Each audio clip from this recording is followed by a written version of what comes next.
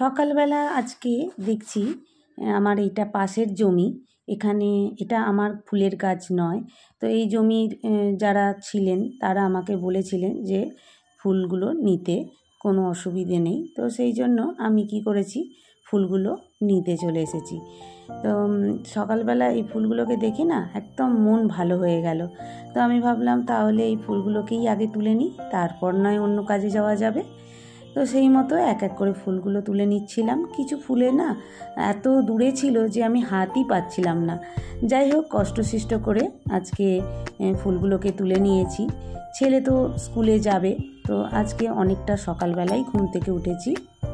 Hello everyone, আমি তনিমার daily লাইফে সবাইকে স্বাগত। আশা করি তোমরা সবাই খুব ভালো আছো। আমার দেশের বাইরে দেশের মধ্যে সকল দর্শক বন্ধুদেরকে শুভ সকাল জানিয়ে আজকে মঙ্গলবারের ব্লগ ভিডিও শুরু করছি। তো এবার দেখো, আমি চান টান করে চলে এসেছি সোজা ছাদে জামা কাপড় মেলতে। তো আকাশটা দেখো কি সুন্দর পরিষ্কার লাগছে আকাশ। আর আমার ছেলে স্কুল চলে গেছে, ওকে একটু ভেজ চাউ আজকে করেছিলাম সকালে, ওকে দিয়ে দিয়েছি। আর আমাদের হবে এগ চাউ। তো আমাদেরটা একটু পরে করব, আগে ভাবলাম চানটা হয়ে গেছে, জামা কাপড়টা যখন মানে কাঁচা হয়ে গেছে তো কেন ফেলে রাখবো, আগে জামা কাপড়টা মেলে দিই। কেন কি এখন তো কখন জল হচ্ছে, কখন আবার শুকনো থাকছে, কোনো ঠিক ঠিকানা নেই। তো তারপর আমি কি করেছিলাম, চলে এসে এগ চাউটা বানাতে লেগে পড়েছি। এখানে এগ চাউটা করে সবাইকে দিয়ে দেব, তারপর আমি পুজো করব, তারপরই কিন্তু আমি খাবো। তো আজকে না সেরকম কিছু রান্নাবান্না করতে হয়নি। এক কাকিমা, আমাদের চেনা পরিচিত কাকিমা, ওই কাকিমা কিছু খাবার না দিয়েছিল। তো উনি মানে ওনার একজন পরিচিত আছে, তো উনি অনেক করে খাবার করেন দেন। তো সেই মতো মানে উনিও কিন্তু অত খেতে পারেন না, তখন কি করে আমাকে বলে তুমি কি একটু নেবে। তো খাবার জিনিস কেন আমি না বলবো বলো।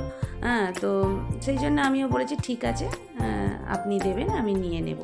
তো এই যে বেগুন আলু দিয়ে মাছের ঝোল, ইলিশ মাছ আমার হাজব্যান্ড একটা এনেছি আজকে, তো সেটাই বানিয়েছি আজকে। আর এই যে উচ্ছে আলু ভাতে, আর এই যে বেগুন আলু দিয়ে ইলিশ মাছের যে ঝোলটা ওটা, আর এই যে বিট আর হচ্ছে রাঙা আলু সেদ্ধ, এটা আমার শাশুড়ি মা দুপুরবেলা ভাতের পাতে খান। আর এই যে একটু ভাজা রেখেছি, ইলিশ মাছ ভাজা রেখেছি, এখানে ফুলকপি আলু আর হচ্ছে ভেটকি মাছের তরকারি, এটা কাকিমা দিয়েছে। আর এই যে এখানে হচ্ছে ইলিশ মাছের একটু তেল রয়েছে।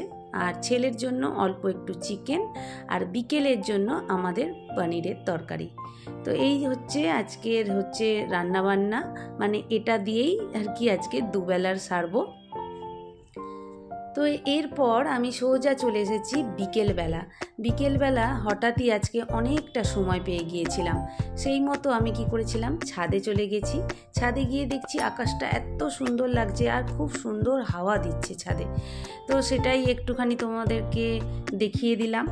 আর যেটা বলছি যে কষ্ট হলেও সবাইকে ভালো রাখার মজাই কিন্তু আলাদা। এটা কিন্তু আমাদের সমস্ত গৃহিণীদের সঙ্গেই এটা হয়। তো আমরা সমস্ত গৃহিণীরা সব সময় চাই যে যতই আমাদের তাড়াতাড়ি উঠে সারা দিন সংসারে পরিশ্রম করতে হোক না কেন, কিন্তু আমাদের পরিশ্রমে যখন সবাই খুশি থাকে, ভালো থাকে, তা এটাই কিন্তু আমাদের ভালো লাগে। এটাই হচ্ছে আমাদের পরম পাওয়া, সারাদিনে এটাই হচ্ছে আমাদের উপহার। তো এই যে দেখো, আমি কি করলাম, ছাদে এসে দেখলাম যে দড়িগুলো টাঙিয়ে জামা কাপড় দিই, যে দড়িগুলো টাঙানো আছে ওগুলো না একটু আলগা মতো হয়ে গেছে। তো ওগুলোকে একটু ঠিকঠাক করে দিলাম। আর গাছে দুদিন বৃষ্টি হয়নি, কালকেও হয়নি আর আজকেও হয়নি। তো সেই জন্য কিছু গাছের গোড়া একদম শুকনো হয়ে গেছে, তো সেটাই একটু জল দিয়ে দিলাম। আর তারপর দেখছি যে এত সুন্দর হাওয়া দিচ্ছে, তো আমি কি করলাম, একটু ছাদের মধ্যে হাঁটাহাঁটিও করে নিলাম। তো এই হাঁটাহাঁটি অনেক দিন হয়নি, অনেক দিন করতে একদমই সময় পাইনি, বেশ অনেক দিন পরই কিন্তু আমি ছাদে একটু হাঁটাহাঁটি করে নিচ্ছি। তো তারপরেই দেখছি একটা প্লেন যাচ্ছে ছাদে, তো আমি একটু দাঁড়িয়ে গেলাম আর একটু ওদের জন্য প্রে করলাম। তো এই প্রেটা আর এখন এই কিছুদিন আগে প্লেন ক্র্যাশ হয়েছে বলে না, আমি কিন্তু বরাবরই করে থাকি। প্লেন যখনই আমি দেখতে পাই তখনই আমি একটু প্রে করে দিই সবার জন্য, যাতে ওরা সুস্থ সবলভাবে ল্যান্ড করতে পারে। তো তারপর এই যে জামা কাপড়গুলো ছাদের ঘরে ছিল, ওগুলোকে তুলে নিয়ে চলে এলাম নিচে। অনেক দিন পর আজকে সন্ধ্যাবেলায় বসেছিলাম একটু আয়রন করতে। অনেক দিন থেকে না জামা কাপড়গুলোকে কেচে আমি রেখে দিয়েছি আলমারির মধ্যে। মোটে আমার সময় হচ্ছে না যে একটু আয়রন করব। জামা কাপড়গুলোকে কাচছি আর জমিয়ে রেখে দিচ্ছি আলমারির মধ্যে।